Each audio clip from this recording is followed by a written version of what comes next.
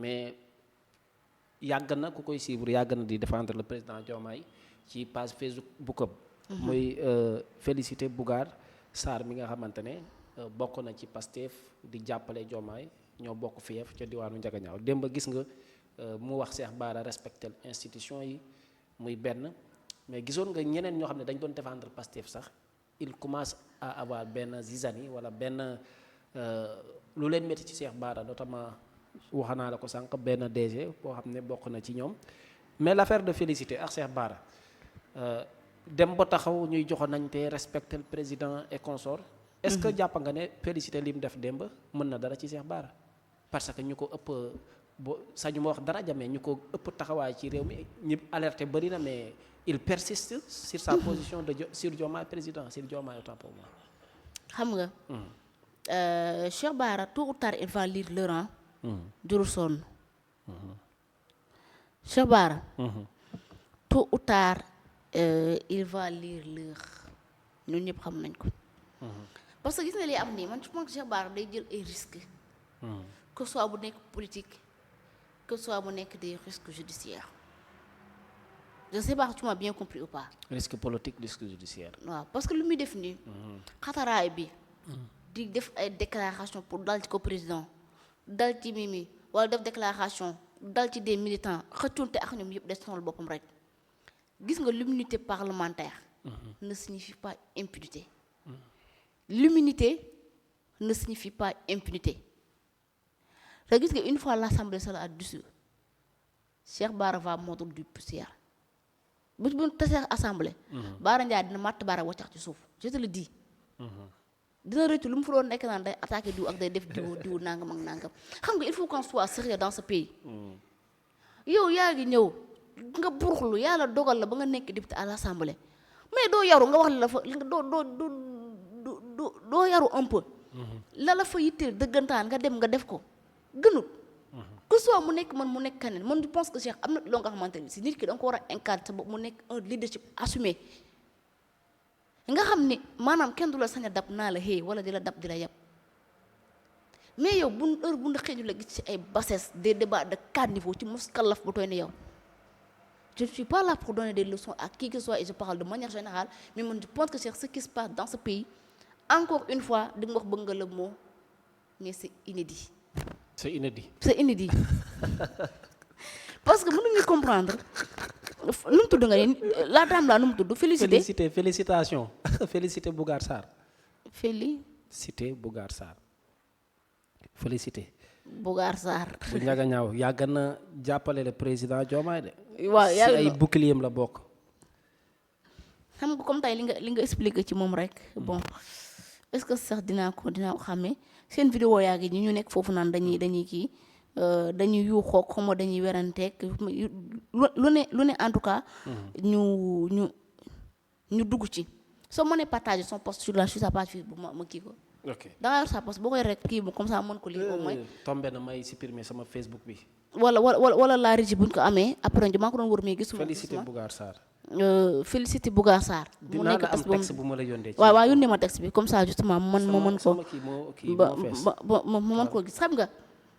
li am ba des mooy que ni attaque yi ñuy def contre la personne contre le président de la République ñun ñëpp xam nañ ni loolu manque de respect la li nga xamante ni si moo nekk institution avant félicité di ko kaas yow kaas nga ko fii man kaas naa ko keneen nag keneen aussi kaas na ko ci li nga xamante ni si moom moo nekk Sénégal et je pense que tey du ñi nga xamante ni si ñoom rek ñoo nekk ci biir Diomaye président wala ñoom ci boobu ñoom ñoo jege Diomaye loolu moo tax ñu di ko kaas man je pense que tey képp ku nga xamante ni si une personne nga épris de justice yaa ngi ñaawlu attaques yi nga xamante ni si mu ngi dem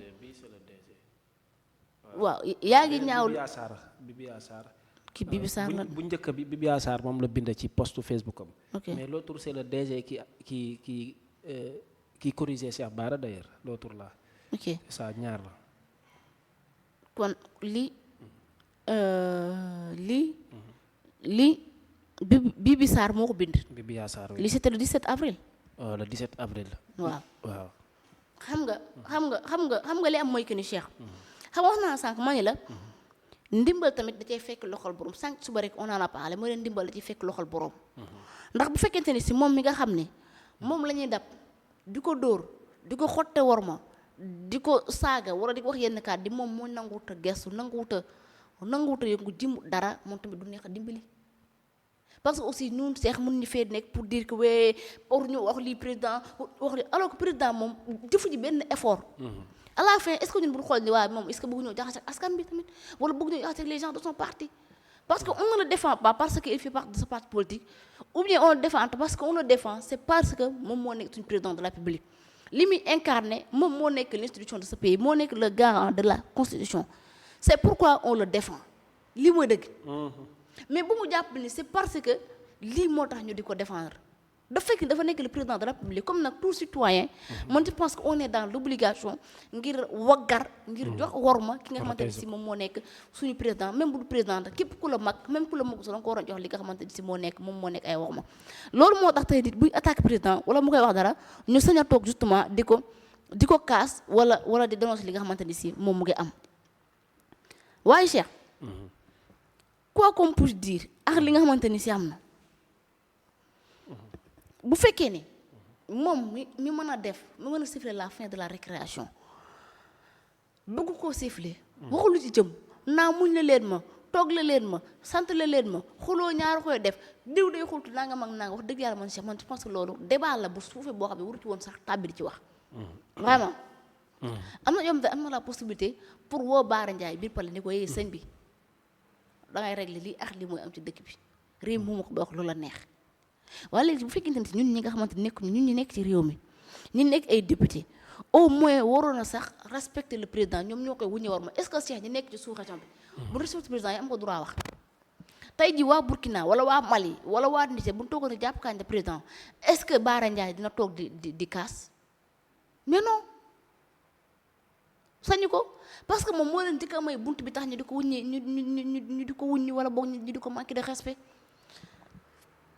gis nga Baara tôt ou tard il va répondre de cette déclaration man loolu laa gëm tôt ou tard il va répondre assemblée bi bu suñ ko tasee bi lay Baara dina rëccu lu mu doon attaquer le président parce que dina xam cette immunité parlementaire là du dara lii nii yàggut am doom bàjjan ci ruq bi wala am di jaay ci koñ bi su la taxee ngay wax lu la neex di attaque ku la neex di tuumal ay nit xëy na toog tuumal te Assane Sall naan Thierno Seydou Kane da koy fay loolu moo tax mu opposé wu ci Azer non Cheikh Bara il n'est pas sérieux vraiment di génne ay kàddu yu nga xamante ni si man je ne sais pas en fait man Bara man xaw ma ban pàcc la yor ci Pastef man xaw ma lan la leen yoral dëggantaan mais heure bu yenn waree génn rek non moom la ñuy yabal ba ay ko mu dem quoi ni ko Bara noo yow demal mu nekk ci télé yi di tërë di wax ay kàddu yoo xamante ne si li muy wax yëpp gisoo ci loo xamante ne si am na ci ndëgër laay man à la fin ñi koy jox micro tamit neexul lijjanti quoi en fait. amoon nag du ma ni kenn bu jox kenn micro mais vraiment am na ci genre nit yoo nga xamante ne si seex jox leen micro. parfois bokk na ci boppam yow responsable ci li nga xamante ne si moom mu ngi xaw. parce que waruñoo jox micro ku nga xamante ne tey xotti war ma suñu ay institution. parce que sax fu ñu jàppee ki nga xamante ne dañ ne kooku reportage micro trottoir la gars yi doon def muy yëkkati ay kàddu pour offense au chef de l'État jàpp ko tëj ko damaa gëm ne fépp fu nga jàpp war ñu faa bàyyee Cheikh Bara Ndiaye. article 254 bii dafa war a appliquer ko ci Bara Ndiaye bii loolu mooy dëgg mais toujours nekk ci dëkk bi di yaataa yumbe di def lu ko neex di wax lu ko neex di mujj fenn ma gis Cheikh des députés de Pastef ñu tuddee dem ba naan picc mi ndegam ki fi nekkoon. xaw ma ñaay wi xaw ma gaynde gi lañ fi jëlee picc mi du ma ta wax nangam kan mooy picc mi fii pourquoi caricature bi pourquoi yenn wax yi ces gens là man je sais pas xaw ma dañoo bëgg ku leen xàmmee xaw ma dañoo bëgg ku leen tudd xaw ma dañoo bëgg ku wax ci ñoom xaw ma lu seen xaw ma dañoo bëgg benn code mais code de popularité ku ko bëgg doo ko amee nii ci xaste on ne grandit pas en rabaissant les autres waaw néewal nit kenn du ci màggee on ne grandit pas en rabaissant les autres. jërëjëf te et puis rappeurs yi ñoo doon def loolu bu ñu bëggee am turu saaga et consort mais en politique moom comme ne leen c'est l'art de gérer la cité mënoo di gérer la cité. politique c'est l'affaire des grands quoi politique bu ci xale yi duggee la commencé yàqu. xale yi gone yi biñ ci duggee. politique bu ci gone yi duggee la commencé yàqu politique c'est l'affaire des grands. mais nag quand on a des gens yoo xam ne des petits populistes incompétents au pour ne pas dire que des ratés au cœur de notre belle nation là.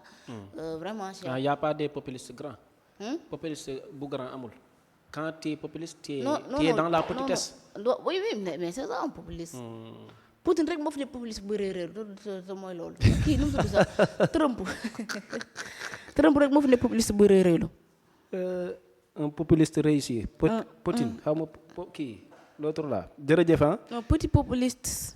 jërëjëf de petit populiste. pour ne am na pas solo. dire pour ne pas leur dire des ratés, pour ne pas leur dire des ratés de la République voilà. Et puis le mot populiste débute par petit aussi. Oui. Le P de petit renforce populiste. C'est ça c'est des jërëjëf populistes. am na solo maa ngi lay jaajëfal bu baax di am ci yow mbégte bu amut app di nuyuwaat mbokk internet ak téléspectateur yi ñuy doon bàyyi xel à travers Live Sénégal TV l'émission quart d'heure de vérité naa ko soppi def ko face à Adji Ndiaye maa ngi lay jaajëfal bu baax. no bàyyi ko quart d'heure rek xam naa lu ma la wax. maanaam mbir mi ci quart d'heure bi la ne daa mel ni. xam naa lu ma la wax. waaw mbóot yi ci quart d'heure bi la ne. waaw merci. jërëjëf. merci beaucoup Cheikh. ñu ngi nuyu ñëpp ñi nga xam ne en tout cas ñu ngi doon seetaan. Mamadou Pam maa ngi lay nuyu di la ziar Pam temps raaroon ko mais tey ñëwaat nga j'espère que di ko toog di yor au moins bañ a dem maa ngi lay ziar Mamour Aydara Mamour aussi temps yi gën ko ci kër gi ziar naa la baax a baax di la màggal Fallou Mbaye maa ngi lay nuyu yow tam di la jaajëfal bu baax a baax di am mbégte Fallou Mbaye jërëjëf jëwriñ Diagne maa ngi lay ziar Pape Cheikh Ciss maa ngi lay nuyu Cheikh Assida Faye maa ngi koy nuyu Babacar Sarr maa ngi koy nuyu di nuyu Babou Sarr di nuyu aussi Bàcci Caché di nuyu Demba Diallo yéen ñëpp maa ngi leen di ziar bu baax a baax Mouhamed Diallo aussi maa ngi koy nuyu Fatou Fall Arfan Camara maa ngi lay nuyu Khadijatou Diallo maa ngi koy nuyu Fatou Mata Fartan aussi maa ngi lay nuyu Ñaa Fall maa ngi lay ziar di la màggal Talla Ñaa aussi le démocrate di la ziar di la màggal bu baax a baax Arfan jërëjëf kontaan nañ ci yow Kiné Fallou Tall maa ngi koy nuyu moom tamit moo ndey Fatou di ko ziar moo Awa Ngom maa ngi koy nuyu Awa Kayte aussi di ko ziar di nuyu itam Alla Guèye maa ngi lay ziar yow tamit jërëjëf Alla Guèye Ndiora maa ngi Mamour Aydara nuyu naa Dame Diaw maa ngi lay nuyu Ndaw Mina maa ngi lay ziar yow tamit jërëjëf en tout cas kontaan nan ci di la bis ci kër jërëjëf Ndaw di la ziar Lamine Diallo maa ngi lay nuyu looju tuuti maa ngi lay ziar bu baax a baax di la màggal Modou Wade maa ngi koy nuyu tamit sama xarit bi jërëjëf Modou kontaan naa di la ci kër gi jërëjëf Wade di nuyu itam